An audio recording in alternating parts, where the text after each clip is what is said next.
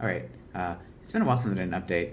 Not that anybody else has noticed. Actually, I wanted to make that joke, but then I thought like oh, I haven't made a video in like 2 weeks, but nobody said anything.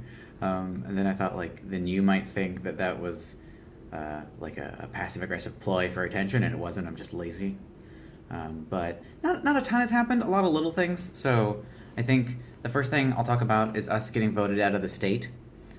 So we have a on the 14th. I just like my own jokes. I don't know if you guys do. Um, so the although that's not a joke for you, you don't know the context. So we'll see if that's funny in a minute. Um, so the 14th, 15th, and 16th, we get a 3-day weekend because the 16th on a Monday is their election day, and they do elections on different days in different states here because there's like billions of people and it's hard to get them all to vote on the same day. So the 16th is the election day in Tamil Nadu, and so we were gonna go to the hill station, Kodaikanal, which is like super duper inland and then high up. But we were told not to travel in Tamil during the election because there's just like road closures. You're not supposed to drive within distance of an election. You're not supposed to carry cash. There's like a ban on alcohol. They're still like a growing democracy, so they're like, let's not fuck this up. So that way they canceled that one, and we switched to going to Mahabaleshwar, which is a similar place but in a different state, and I'm really looking forward to it. We actually made the bookings today, so I'm stoked. So yeah, due to democracy, we have to leave. Uh, then I'm actually kind of bummed because like my favorite analyst is well, he's I guess my favorite analyst because I spend the most time talking to him because he has the most questions. Is Shawshank. It's Shashank. So some people were calling him Shawshank, but he didn't get the reference because they don't watch a lot of our movies in the same way that I don't watch a lot of their movies.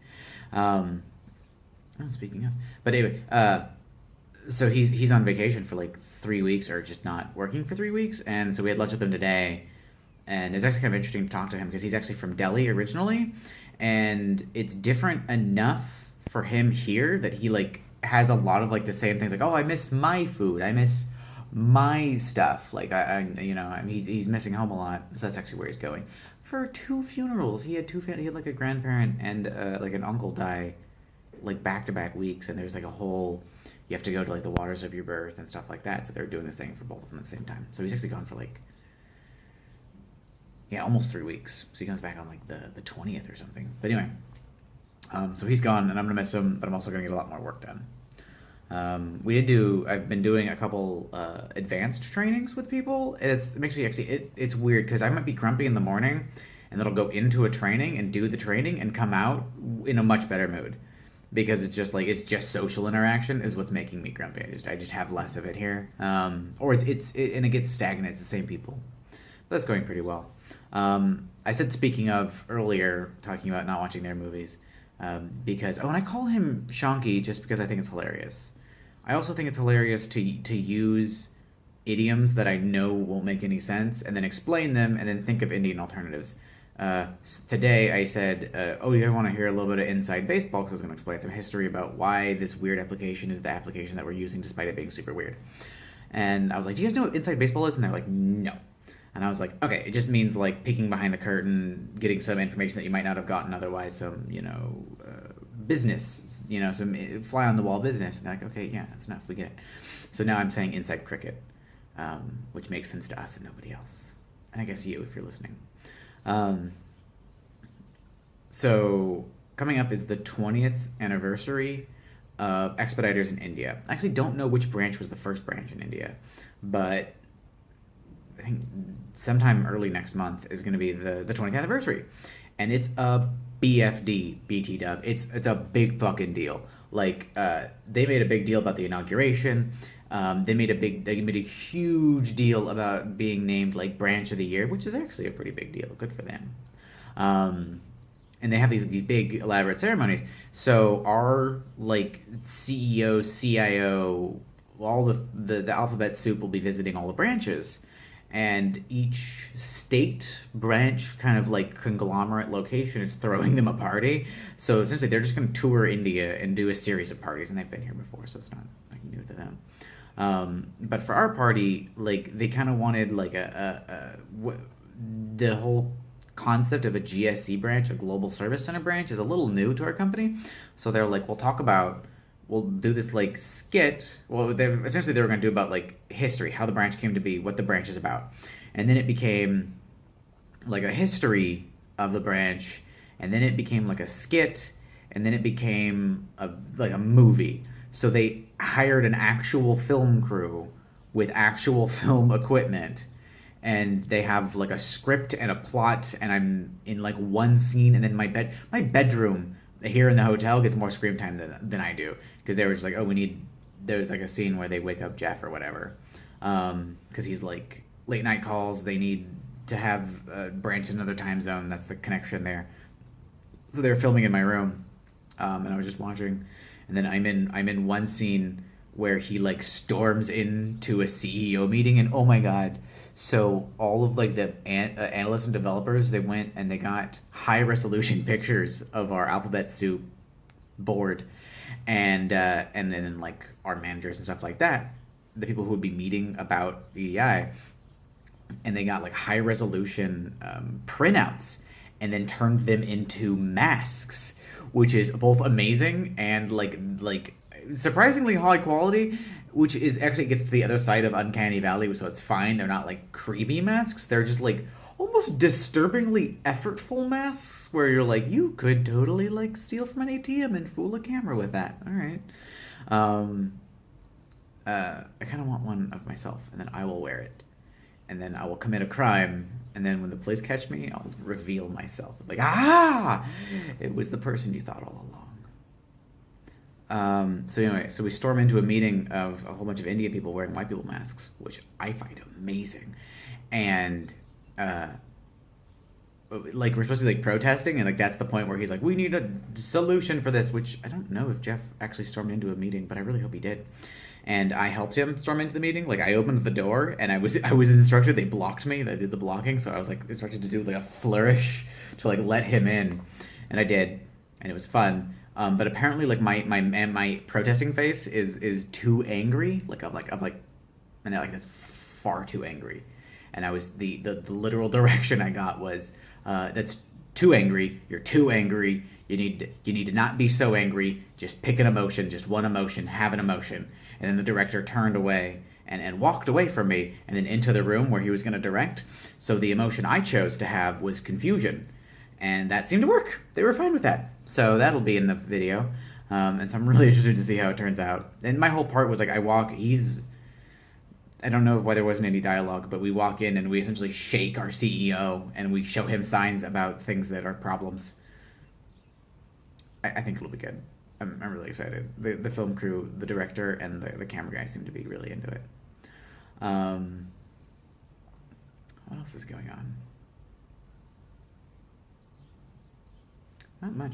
It's getting hotter. It's weird because we're planning these excursions, and like I don't know. I just fucking I'm like, what? Where do you want to go on an excursion? It's paid for. You don't have to pay for anything. Well, you have to pay for like food, but like travel and lodging is paid for. I'm like, darts at a map essentially. So I asked like, what's not insufferably hot? And they're like, hill stations. I'm like, cool.